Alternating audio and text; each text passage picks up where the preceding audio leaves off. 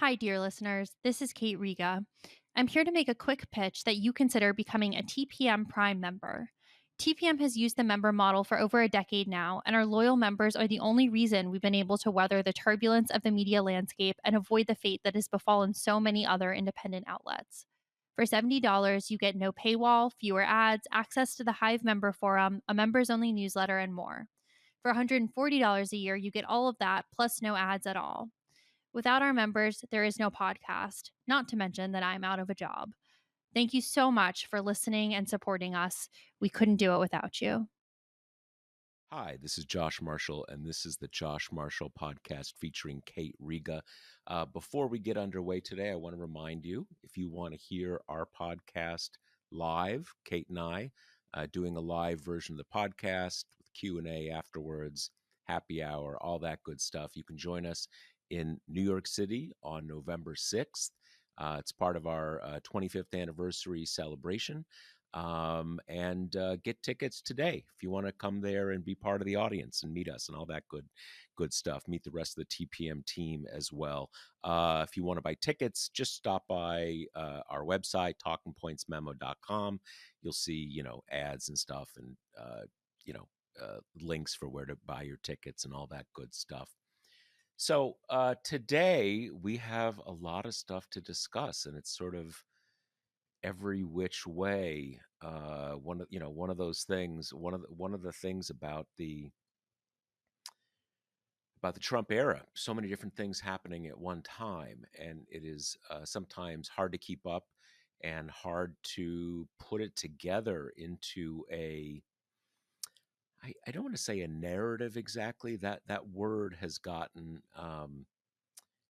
so overused, and it's been sort of adopted to mean a lot of very specific things that I at least don't want to mean that when I use it. But I guess what I'm talking about is more than a narrative, some way to put all the different pieces of information into some comprehensible whole and to see it as more than just a chaos from which you can't make heads or tails of what is going on.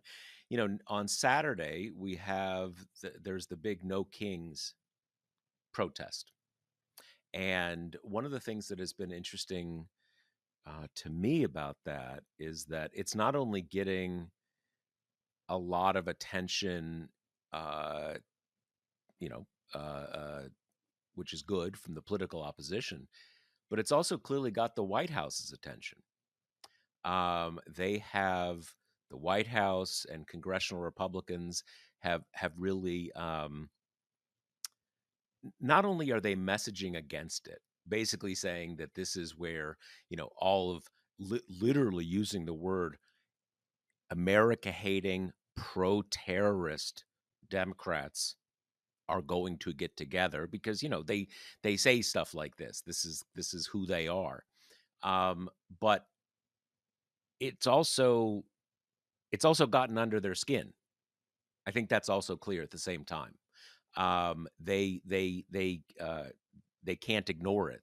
They seem to see it as something threatening to them. So both of those things are happening at the same time. Kate, what do you am I characterizing that right? Is it kind of both at the same time? What is your sense of this the lead into that and whose attention this has?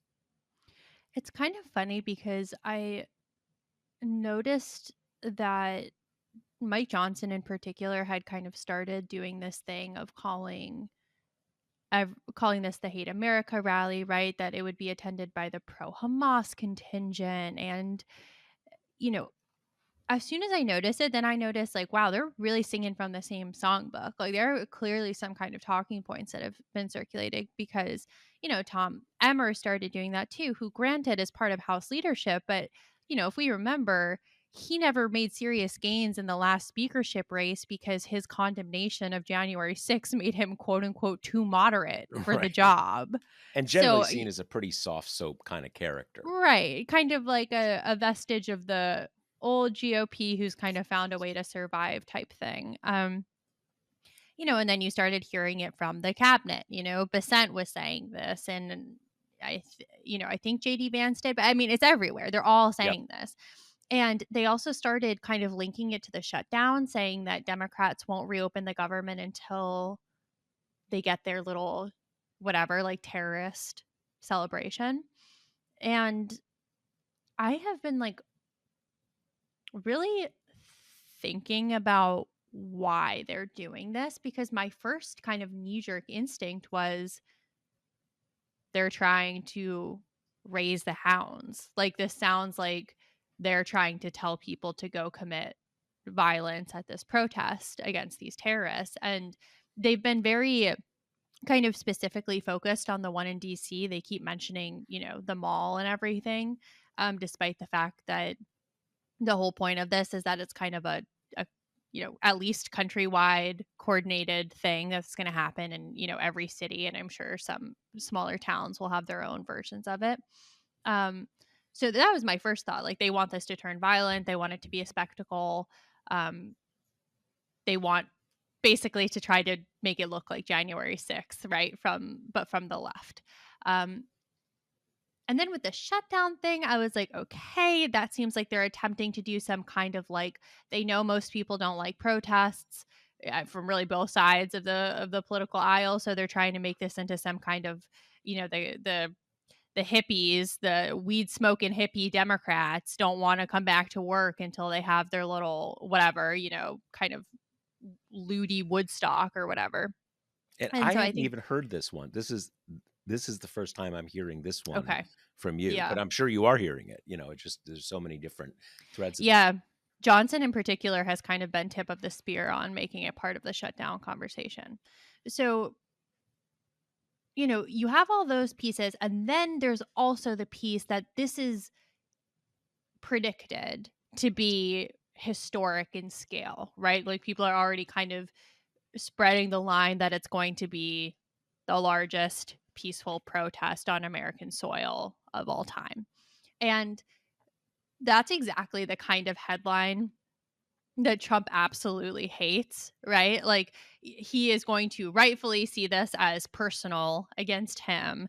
And so you also get the sense that there's likely some kind of attempt to undermine this, right? To turn it into this kind of successful mark of anti-Trump sentiment into, yeah, a bunch of terrorists are coming to DC and this is so scary and this is a huge threat to you and welcome to our grievance politics and kind of self-feeding loop. So I think all of those things are at play, but it was really jarring to me how no one was talking about this. And then there was like one day next week where clearly the email had gone around and like every single prominent member of Republican leadership was weaving this into their various press conferences. Yeah, that's a part of my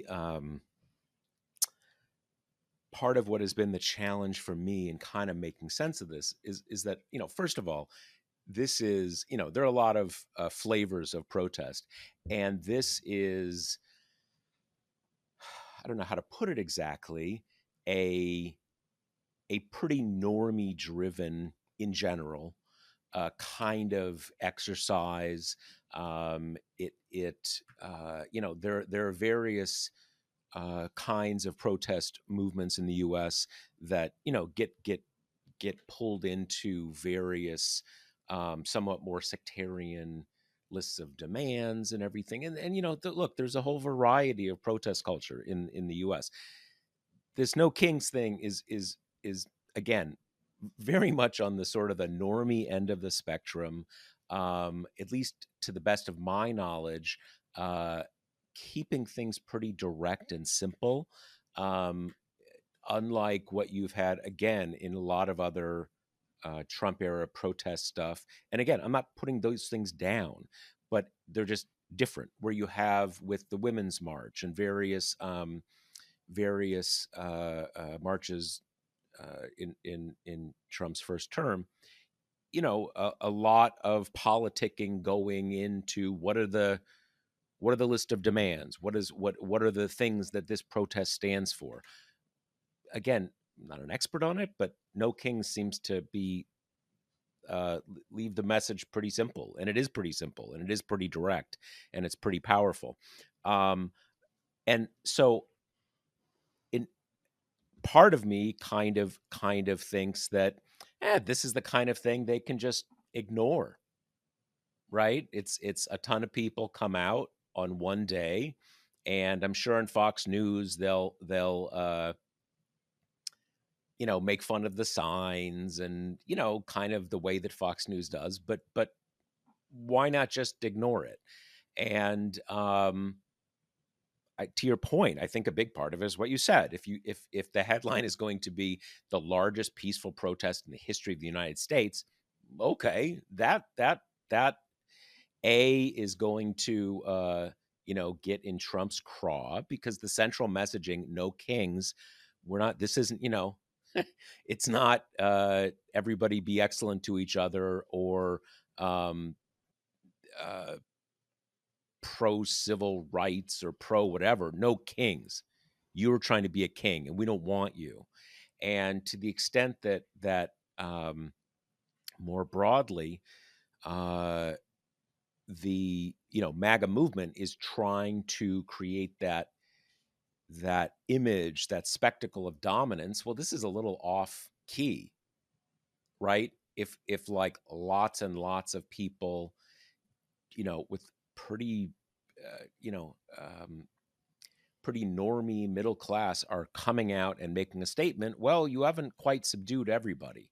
Um, but at the same time, this is we know just the general tendency of the MAGA movement of Trump is to heighten the sense of conflict. There's the brave ICE fighters, and there's the terrorists, and you've got to be on one side. And you see that, you had Scott Bessant out. I mean, it's really kind of bizarre, saying that he's starting a new war on terror, uh, i.e., the pro-terrorist progressive, everybody who's not MAGA basically is pro-terrorist now, and they're going to kind of crack down on the sources of funding and all this stuff. It's all of a piece, and it's a little hard to know. It's a little hard to know where we are in the story. The more I think about it, though, the more I do think the headline of it being the biggest ever is the driving force of why they're not just ignoring this, Hmm. because the the No King's Day in June was quite large as well. Yeah. And I actually think because Republicans ignored it, it got way less kind of national coverage than it will now that they're freaking out about it. And I kind of thought that tactic was effective. Like, I think it contributed to this idea that people don't really care this time, that the public is numb to Trump stuff and they're just kind of checking out, and there's no mass resistance the way there was the first time. And we're all just kind of rolling over and letting this happen. That Trump Uh, ignoring it was effective. exactly. Yeah. Got it. Okay. Because I remember being surprised when I found out kind of the head count of that protest in retrospect, because it just didn't seem like a huge event at the time. And I think Republicans ignoring it was part of that. And I think they're ignoring it means that a lot of reporters ignore it. And, that kind of creates a loop. So, yeah, I do think they felt that ignoring this one would engender a new cycle that was bad for them. So they're, as you say, kind of trying to come at it from all these different angles. And Republicans hating protests is not new. Like, a lot of Democrats hate protests, but I do think it is worth kind of lingering on this idea that they have gotten so comfortable in calling everyone on the left a terrorist, right? Like, we've gone past the kind of the conflation of violent behavior at protests with, say, property destruction. Like, that was an elision that made me uncomfortable, kind of years ago. I don't really think you can be violent towards an object. And I think it helps the right wing kind of project of making all protests seem like threatening and scary and potentially deadly.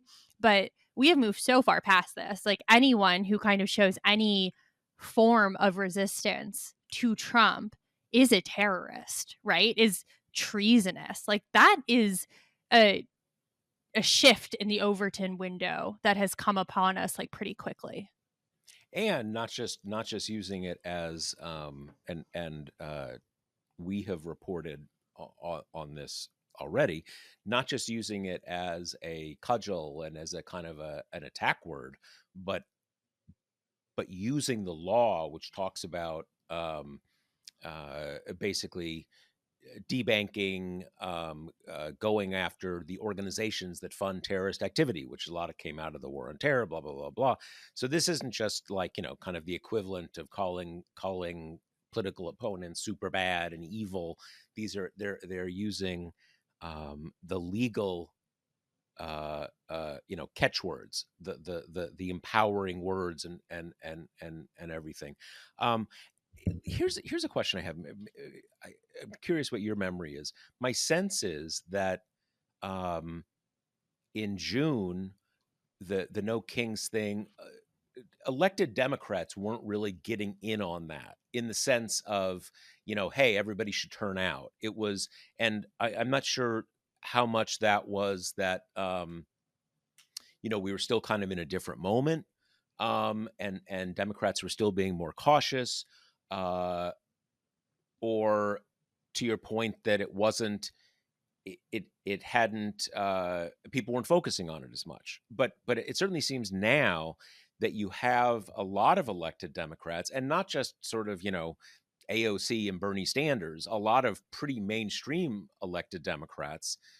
Again, I'm only using mainstream in the descriptive sense of the word, more establishment people, basically saying Trump's super bad and we need to, everybody show up on October 18th to send a message. So it does seem a little more, uh, you know, uh, it does seem like there's been a little more kind of integration of that sort of um, oppositionist tendency. One final point. You said before, which I think is 100% right. Generally speaking, people don't like protests. They can be very powerful, they can be effective, but as a general thing, people don't like them. I would say that at least the No King stuff we saw. I mean, people don't like the marching, uh, you know, chants or whatever. There's always a sort of a negative you get in establishment political circles. But I would say, but these are very different from like the George Floyd protests. And again, I'm not saying there was anything bad of the George Floyd protests. They're just different. There is a I don't know. There's a different tenor to these, and I do feel like that's part of what Republicans find threatening about them. Which is purposeful, right? Like, the No Kings ethos is kind of the same as here in DC. The Free DC movement was very, very deliberate about the kinds of events they would host and the kinds of protests. And it was all with this idea of, we're going to be hyper peaceful, like not give any B-roll at all. I mean, this has bled into the kind of anti-ICE protests in the occupied cities, right? It's like the Portland guy in the inflate or girl in the inflatable frog suit, and Hmm. this idea of like, we will make ourselves so comically unthreatening that, it's the civil rights movement in the Yep. 60s too. Like, we will be just Yep. ostentatiously peaceful, and then the violence of the other side will look bad in comparison. And that has absolutely been the animating spirit of No Kings, which is supposed to be normie. It's supposed to be the kind of thing that you can bring kids to, right? It's supposed to be really sedate, really calm. You know, they'll get permits for the marches, like very kind of unobjectionable. That has been the thinking this time around. And I think it comes out of the idea that in 2020, when the protests were a little more edgy and a little more aggressive, um, and of course, you know, hijacked by some just kind of apolitically bad actors who wanted to use the distraction to their own ends, Hmm. that ended up hurting the movement. Maybe not right in 2020, but kind of in the years afterwards. It gave the right room to run. And I have to say, like, this is something that I'm a little bit worried about in general because I think the ostentatious peacefulness is smart. We've seen it work before with this particular kind of administration that is so leaning into the aesthetics of authoritarianism. It totally makes sense. It makes for good TV to have, you know, an inflatable frog shimmying in front of an ice guy who like is in full military garb and covering his face. But that theory is predicated on everybody who's on your side, either officially or seemingly, or who has pink hair or who has tattoos, kind of operating in this self disciplined, peaceful manner. And I've just been thinking for a while, like, it's just not a winning formula, you know? And it's not the left that is necessarily enforcing it. It's the right, because as soon as someone who appears to be part of the protester movement kind of snaps, you know, maybe hits an officer on camera or throws something and it hits them, something like that, um, that's going to play on repeat in the right wing media ecosystem. It's going to be taken as kind of pretext for whatever further crackdown they want to do. And so, you know, I don't want to get into a hysterical place where that will happen, right? Like that is the driving force behind the ICE stuff and the National Guard security theater. It is all trying to provoke a normal person into snapping. Um, and it just these are kind of tangled thoughts, but it intersects with No Kings in the place that is. I think the peaceful method has been effective so far. I think it is absolutely not going to hold forever because the organizers of these protests cannot possibly be responsible for every single person who lives in these places and who kind of encounters these federal officers. So that's just like something in the mix that I've been thinking about. Yeah, you know, one those are all really good points. I've been thinking similar things. I think one can both, you know, one of the things that I keep hearing about is that the organizers of No Kings, and to a great extent, to the best of my knowledge, it's highly decentralized. But still, there is at least you know, there's some level of having, you know, common game plans and all that kind of stuff. That they invest a lot of time and resources in having people there for de-escalation. So you actually have people, organizers who are there when things get a little, you know, when things get a little out of control, you have people there to settle people down.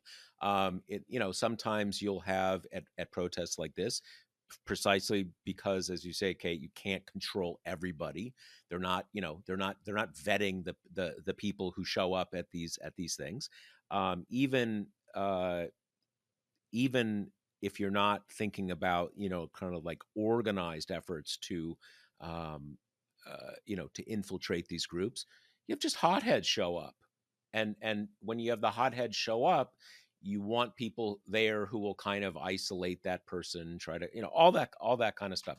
I think it is both true that you try for protests like this and try to make them as peaceful and positive message sending as possible, while also realizing that you are not going to control every last person out of however many millions of people show up at these events, and that's going to include right-wing provocateurs.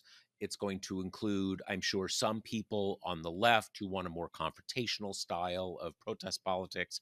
You're not going to control everything, and I think one just has to accept both of those things, and not see the success or failure of that effort, um, uh,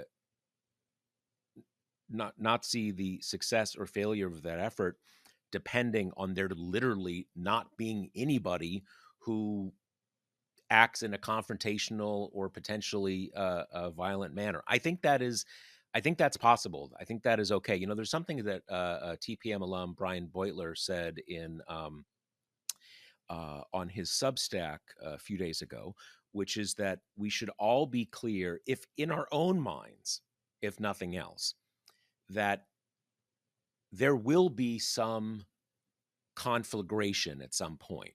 There's going to be some thing that happens in the next few months or years when things get really violent, and hopefully it won't be too bad, but it's going to happen. And I'm not saying the country's going to burn down. I'm just saying there's going to be conflagrations, and we need to be clear um, right now, hopefully clear in a way that can be communicated with messaging, but at least in our own heads, it's going to be Trump's fault, regardless of which specific person does the first thing. It's them, it's they who have created the politics of chaos and instability and violence. And that will lead to conflagrations. And again, these are a lot of different things we're talking about at the same time, but that is just an important way to maintain, I think, perspective ourselves. If you have ICE people routinely beating random civilians, arresting and brutalizing American citizens, you're going to have someone who does something weird and bad. We had that case, what is it, a month ago, when someone started shooting in an ICE facility and actually, I believe, killed at least one undocumented alien. I don't think any ICE personnel were actually injured. It was still a little kind of unclear what the motivation of the person who did it. In any case, I think that is an important thing for us to just keep in mind. But more generally, there's one just final point I wanted to make, is that one issue is messaging. You want to have big protests. You want to not have it seem threatening so that your opponents can't turn it against you. But so that's a kind of a messaging issue. My sense here is that there's another dimension of this with the No Kings protest, which is it's a statement of strength. Basically, there's more of us than there are of you. And we don't have to do the a lot of the standard trappings of protest.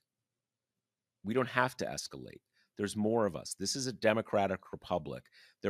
We don't have kings, and we're just coming out to show our numbers.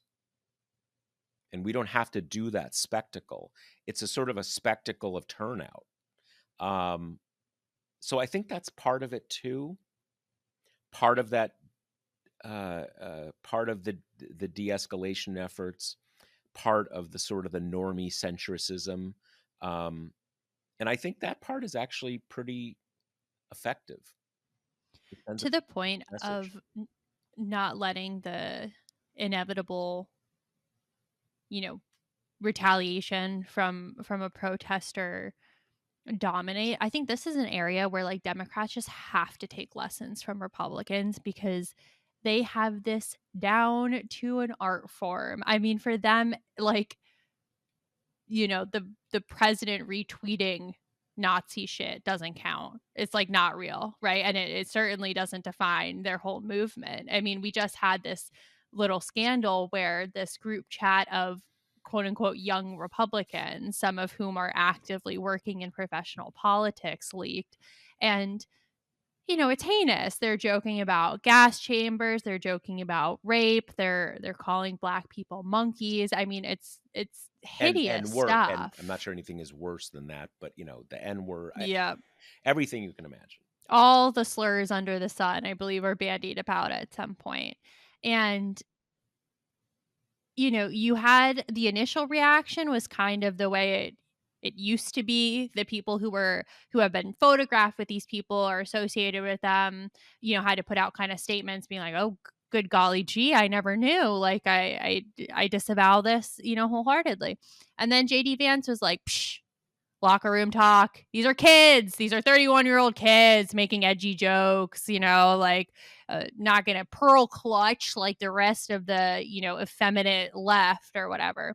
And there are lessons in that for Democrats who just so routinely get tarred with the brush of people who are way further outside the institutional democratic apparatus than these guys who one I think was a sitting state senator, one of whom was working for a Republican campaign, like they're pretty embedded in there. I mean, they're all And Republican operatives. That's what those organizations are.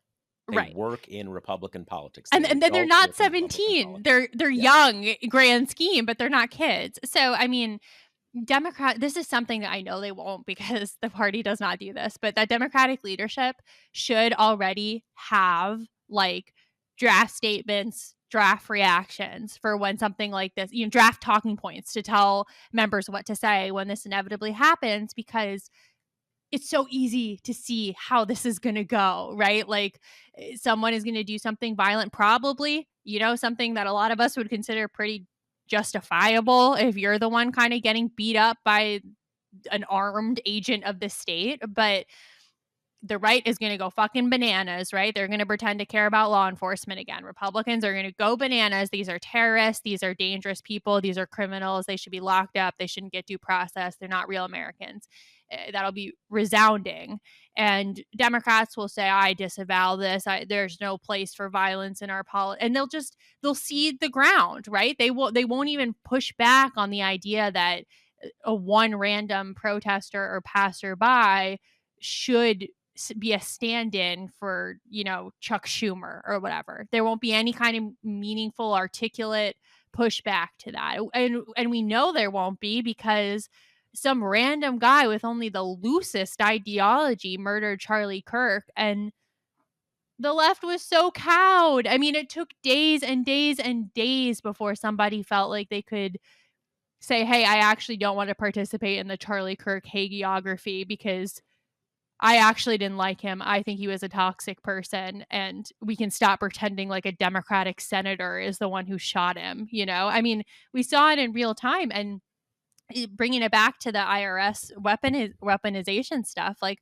that's the auspices under which they're doing that, which, we don't have to take at face value. They've been talking about going after the left nonprofit since Trump won, but, it is the kind of the excuse they're using. So this is something we've just got to kind of learn from the past instead of just having these totally groundhog day experiences every single time something like this happens. Yeah, I totally agree, and I think that there is, I've been thinking about this as well, but I saw this essay that Brian had that I think articulated it very well. That in that case, you need to be willing to say, like, we don't want violence in our politics, but let's be clear, this is all about Trump. This is all about his intentional militarization, brutalization, trying to start fights. It's all about him, and you don't have to. It's not even a matter of justifying something. It's a matter of um, if someone runs around with matches, trying to light every building on fire, one building is going to light on fire. They're going to have some success.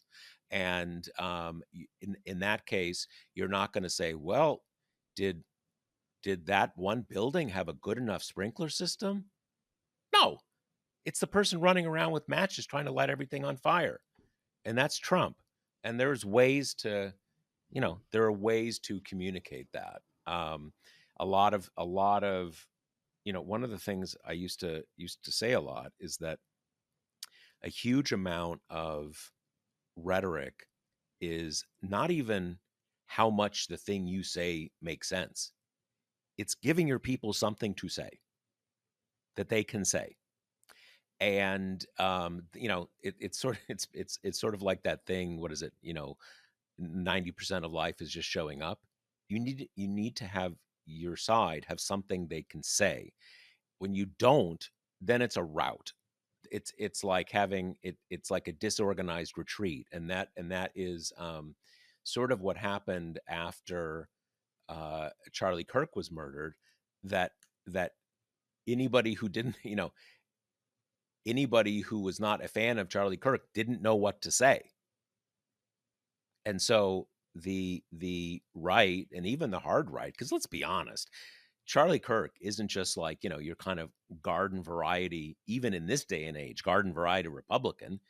He was closer to those guys with the text messages. He was said that kind of stuff out loud.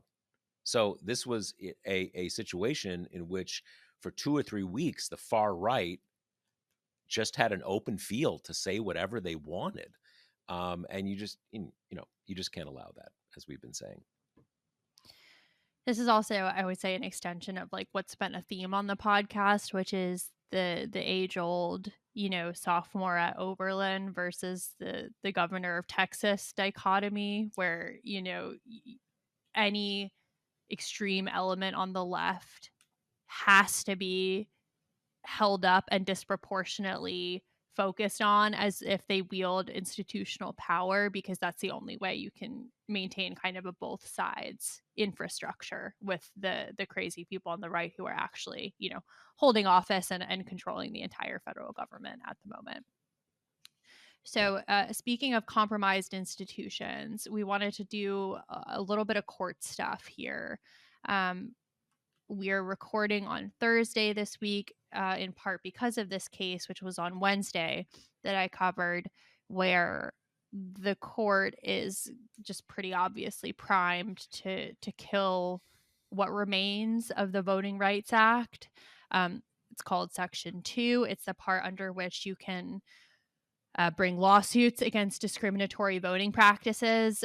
Particularly, Section 2 cases are often how you fight gerrymanders.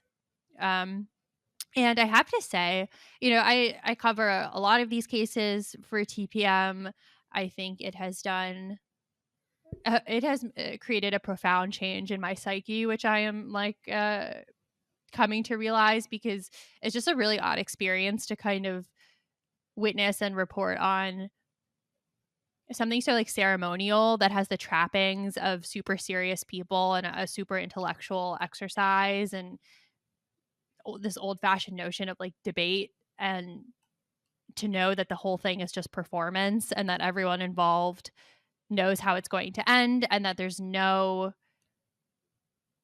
deftness of argument or creativity of convincing that would actually make any difference here. Like I don't know, the whole thing is just so farcical. But yesterday I was like hit in a way I haven't been for a while, that I just think you can pretty easily make the argument that we were not really a democracy before the Voting Rights Act, at least a multicultural one, because the after effects of the kind of thwarting of Reconstruction had such a long echo, and particularly the old Confederacy was still so restrictive of the right to vote for the kind of explicit intent of keeping down Black people and ensuring that it was a kind of white supremacist project. And, that's all over the briefs in this case, right? Like that Louisiana didn't have a black person, not a single black person sit in its state legislature from 1880 to 1967, the cycle after the Voting Rights Act was passed. I mean, this is the crown jewel of the Civil Rights Act. It had a demonstrable, massive effect on, helping especially black people, but all kinds of minority groups participate, and um, the resulting officials that you get into positions that represent those groups when they are actually permitted to exercise the franchise. And in 2013, the Roberts Court got rid of preclearance, which was the other, these are kind of the dual weapons of the Voting Rights Act. One is Section 2, which is kind of the enforcement mechanism under which you can bring the cases, and the other was Section 5, which was that, these areas of the country that had a history of discriminatory voting practices had to get any new voting laws quote unquote pre-cleared, passed through the Justice Department or the DC courts before they could put them into action. And as soon as in 2013, when the Roberts Court handed down Shelby versus Holder, it went exactly how you expected. There was an absolute flood of voting restrictions, particularly from southern states, and you can see a resulting drop in participation from that moment. And now they're really clearly ready to nullify Section 2, even though they seem like they're going to try to do it in some, shitty procedural way, so they don't have to just say outright, we're getting rid of this. But it's such a staggering backsliding. It lays bare, I think, how insidious these forces are.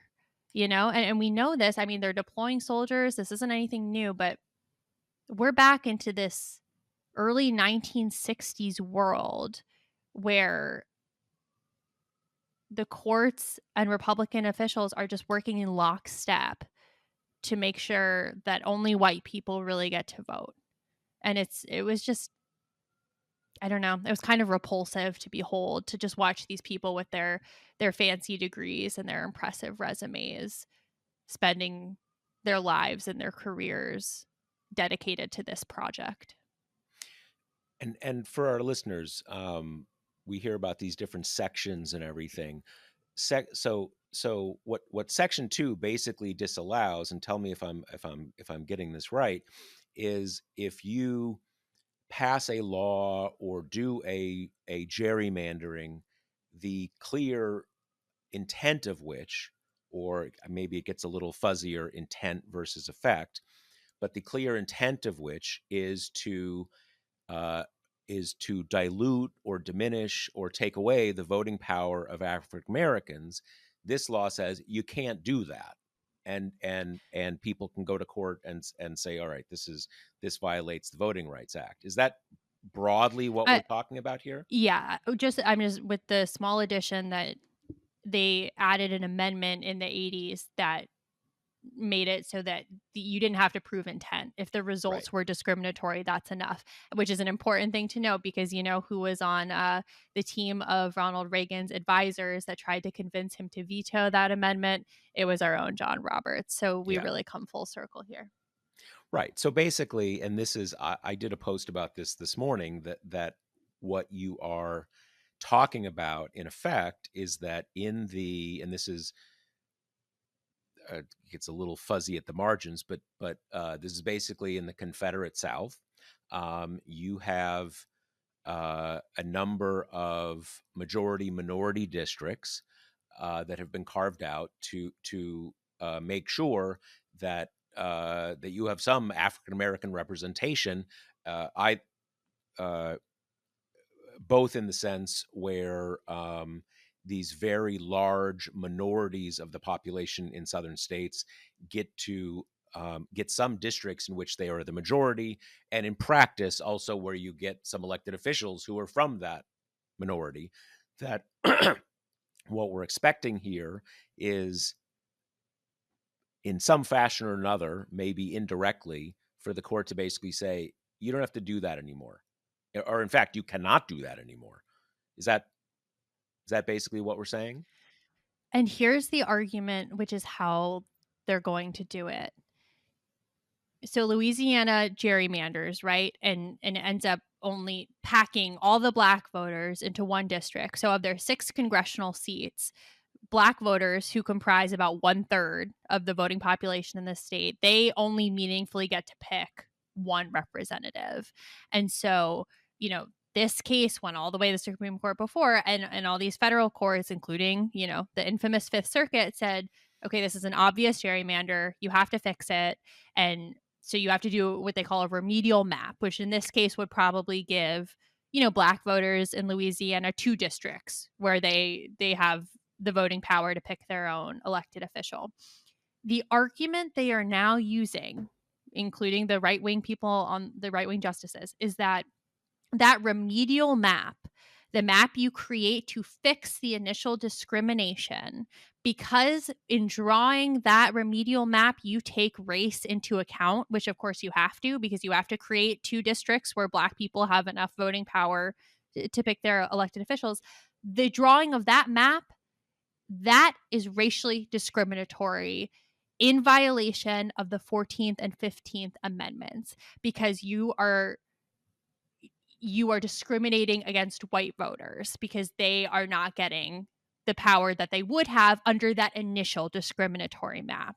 So as the final kind of insult to injury here, these right-wing forces are using the Reconstruction Amendments, right, which were put into place specifically to ensure that the freedmen were able to participate in American society. They're using that and saying that these remedial maps violate equal protection because they use race in this way. I mean, it's so grotesque, It's such a perversion of American history. So let me understand this. And obviously, we don't have a decision yet. We're just sort of inferring by the questions and everything. But to the extent we have some visibility into this, are they? Do we think they will leave untouched the idea that the first map was discriminatory and therefore not allowed, and just you can't correct it in this way? Like, where does that fit in? It's hard to say. I mean, you had people like Alito who were spending all their time on that previous case trying to kind of critique the expert analysis that got us to saying, hey, this is pretty clearly racially discriminatory. And of course, you have an added layer of farce here, which is that since the Roberts Court said that federal courts can't deal in partisan gerrymandering anymore, you also have this like odd thing where, partisan gerrymandering is not our province, right? We can't even consider it. And then you have, but especially in the South, partisan and racial gerrymandering are so intertwined that it creates Right. this extra layer of mess. So it's unclear. Like, that was clearly Alito's project.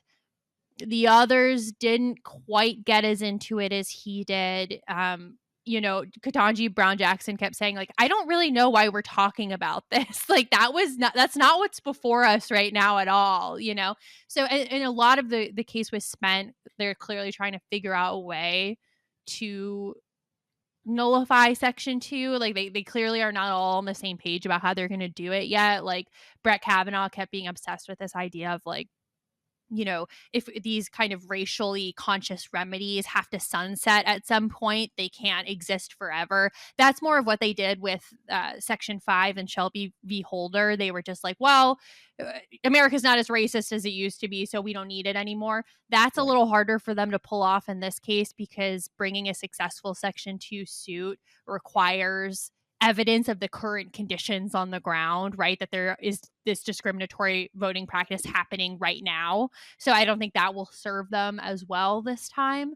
But they also, some of them spent their time getting around the really difficult obstacle that they decided almost this exact same case 3 years ago in Milligan, which was a gerrymandering case out of Alabama, where they brought the same arguments. They tried to say the remedial map is discriminatory, we can't draw it, whatever.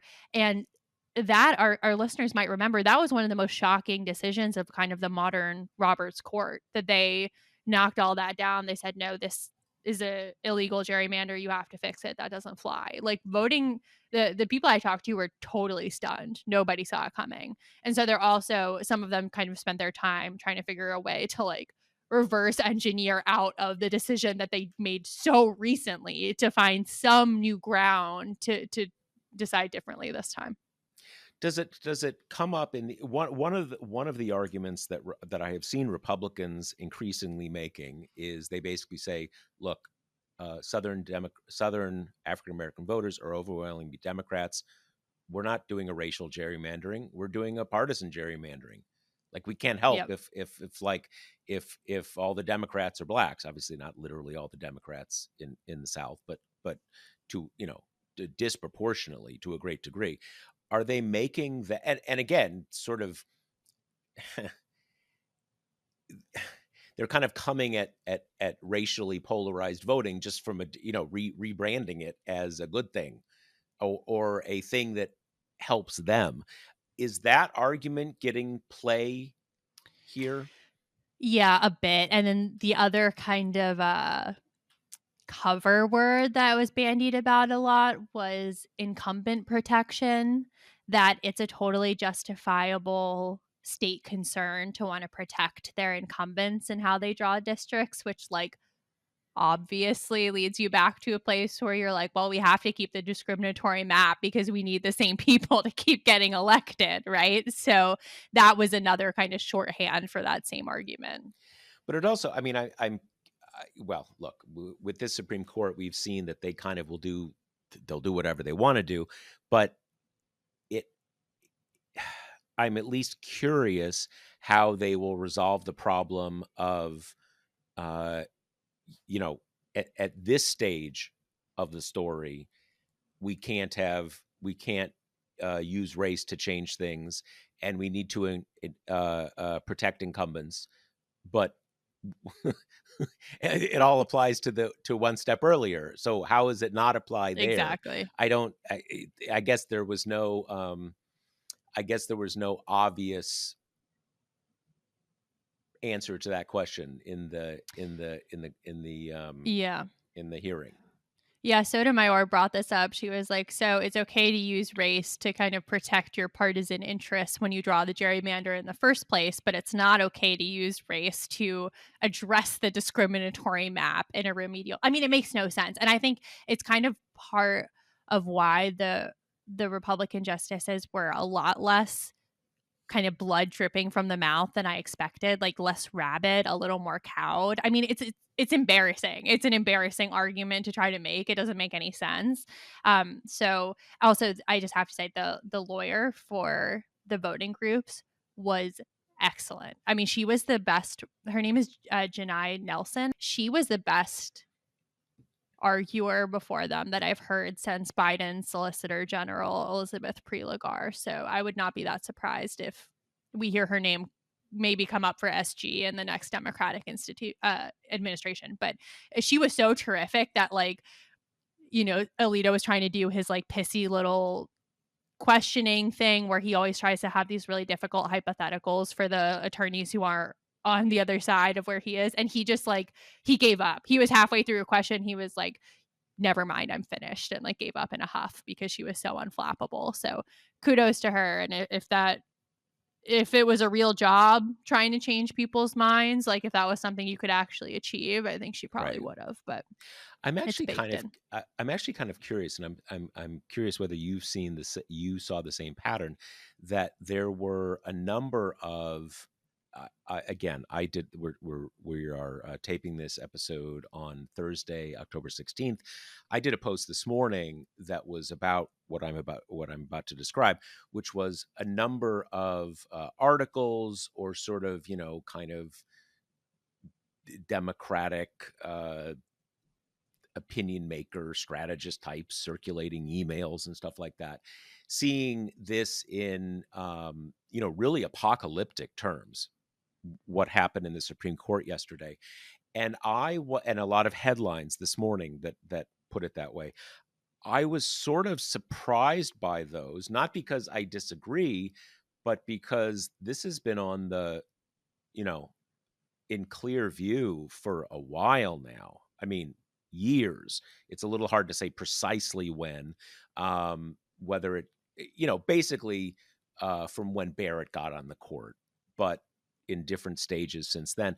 But what I've seen is it seems to me the people who really follow this stuff closely came away from that hearing, like finding it a little less terrible than they expected, I guess, which isn't saying much. And the people who are more occasional being like blown away by. Am I onto something there? Something like I that? have a few theories. I think part of it is that if you put the word like redistricting in a headline, nobody will read it. So I think it was kind of hard. I have struggled with this before. It's like hard to like just get eyeballs on a case like this, especially that, I mean, look how long it took me to kind of explain what's going on. Like it's a little bit weedsy, right? It's a little bit it's harder to wrap your mind around than like banning mifepristone or something. I also wonder if part of the alarm is because we're in this moment where Trump is trying to weaponize all the red states into gerrymandering to give him kind of a perpetual House majority. And that I think maybe has forced people to come nose to nose with this idea that like for Democrats, I think it's long been the idea of like, oh, the Senate is fucked, right? The Senate is so skewed against us, like we're just never going to win there again. And the kind of consolation has been like, well, we'll win the House and that'll kind of stop Republican administrations from doing the full gamut of destruction. And now with the idea that Republicans could kind of cheat themselves into a House majority for the foreseeable future, and now any kind of court guardrails to that are disintegrating before our eyes. I think maybe it's making that reality seem, clearer. Yeah, no, I think at least some people haven't quite been paying enough attention to that. I mean, I think that what seemed to jar some people is that you have people like Jim Clyburn, and Jim Clyburn is in his early 80s, so I don't know how much longer he will serve. But the idea that that seat's probably toast, you just get rid of that seat. In most of the Confederate states, you have one formerly formerly the purported Confederacy. Uh, have one or two majority minority districts. Those tend to have fairly long serving people, and it's sort of jarring when all those are gone. You're not going to have those Yeah. anymore. You're going to have like all white delegations in Alabama, Louisiana, South Carolina, blah blah blah blah. Has it? Let me. We're spending a lot of time on this, but this is a pretty important topic. Um, there was an earlier debate among Democrats that goes back really 30 years. And it was in the beginning of when you had a lot of these majority minority districts. And that was the idea. And in the 90s, it was often Republicans who were the biggest fans of this because the Republican Party at the time was trying to build an enduring House majority, and you had southern states that even through the 80s had tended still to often have large numbers of white Democrats in the House.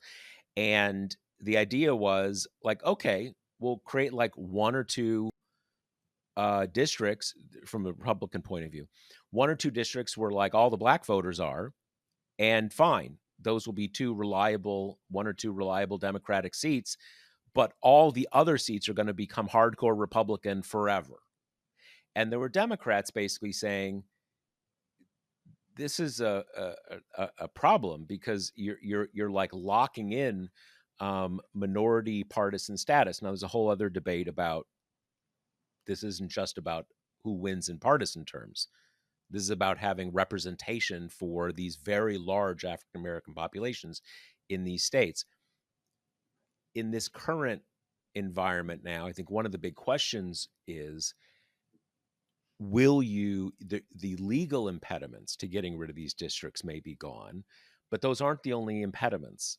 And conceivably, you scrap these districts, that means putting a lot of African American voters who tend to vote Democratic into what have been reliably Republican seats. Is this this obviously isn't a court question, but in this um, larger area of your reporting, has this come up? What are people saying about this? What the implications are in these terms? Yeah, I mean, this is, I feel like, the most optimistic, quote unquote, take on Trump's maximal gerrymanders, right? Is that you can create more kind of nominally red districts, but you're working with kind of a zero sum pot of voters at some point. Like you can't, well, they're not yet jailing or, killing the Democratic one, so you got to put them somewhere. And the problem is then you're going to run out of voters to make 6 R plus 15 seats. So you have to make some, R plus 2 or R plus 1, which means those are competitive, which means that, in a wave year, you can lose half your delegation. I mean, Right. I think this is why we've seen some pushback from, Indiana kind of comes to mind as one of these Yep. states where the state level legislators are like, we really don't want to do this, 'Cause, I mean, talk about incumbency danger. That's what it does.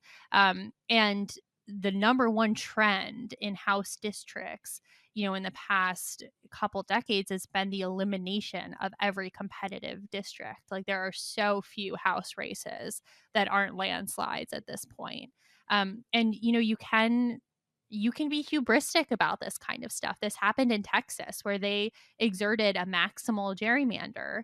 And before the decade was up, because of demographic change and movement patterns within the state, it didn't really work anymore. It did not give Republicans a huge advantage. Now, of course, we are now living in a time where state lawmakers do not hesitate to kind of do mid district gerrymandering, which they used to be a little more cowed to do. So that takes away that kind of positive edge of things. But I think the problem is not that you will like never have a Democrat elected again. It just it makes it harder. And then on just the representation side, it's what you said. I mean, it's the specter of having all white congressional delegations from these states that are a third black. I mean, that's Hmm. that's hideous. That's such a well, what we thought was an earlier chapter of our history. Right. And I think the point, a different, and in my mind, a more powerful and compelling way of thinking about this is that I think most of us, if the majority in the state, if the Republican majority in the state legislature gets together and says, "Hey, let's divide this up," so it, we just kind of parcel out the black voters, and so they're a very small minority in all these districts, and so we don't have to worry about there being any black members of the House from our state. I think we all kind of we all sort of assume like, okay, well that wouldn't be okay, and there's someone you'd go to the courts and say, well that clearly can't happen, that's not acceptable. And what we're talking about here is saying, no, that would be acceptable. And like, what Right. how exactly, um who exactly gets elected if the table isn't rigged? Well, all sorts of things can happen. You have there. What is it? There's the what is it? Steve Cohn, who I believe represents a minority district what it's in Tennessee. I don't know if it's Mhm. Memphis, or it doesn't matter. And obviously you've got black representatives who aren't all that kind of stuff. But when everybody gets together and says, "Hey, let's put the fix in, let's rig it," to keep the African Americans from kind of having any real political power in the state. Again, I think most of us just think, wait a sec, okay, who do we go to here? Because that's clearly not allowed, and we're talking about changing things, so it is allowed again. because it was Right. allowed for a very long time. And you also have, one piece of this too is just like, it's not just purely numbers, right? You have this like grinding down effect where you have position voters such that they pretty much always lose, that it would take some, titanic effort for them to band together and overcome the obstacles. And we know what that does. That means like people stop voting and people stop participating and people stop believing that their participation matters, right? So Hmm. and Hmm. that's a piece of this as well. So I don't know. I mean, it's almost funny to me that I could be taken lower, but it's just so startlingly dark. Yeah, yeah. Well, this is, we keep coming back to this point. This is a thoroughly corrupt Supreme Court, and kind of everything. So much of what we are dealing with today is just all attributable to the Supreme Court. The fact that there's no, there is there there is no enforcement of the most basic uh, features of the U.S. Constitution, and that's just where we are, and that's because of the Supreme Court. All right. Well, on that extremely grim note, I think Yeah, we'll leave it there for today. yeah. If you would like to hear more inspiring and happy stuff like this, remember you can come hear us live on November 6th, New York City, having a live version of the podcast. You can buy your tickets now. We also have some other stuff going on that night, a happy hour with an open bar, all sorts of fun stuff. If you'd like to join us, buy tickets, you can head over to talkingpointsmemo.com, and you'll find some ads there for tickets and all that good stuff. But I think that's it for this week. Yeah. Yep. All right. See you next week. Later. The Josh Marshall podcast is hosted by me, TPM reporter Kate Riga, and TPM founder, editor-in-chief Josh Marshall. The show is produced by Jackie Wilhelm.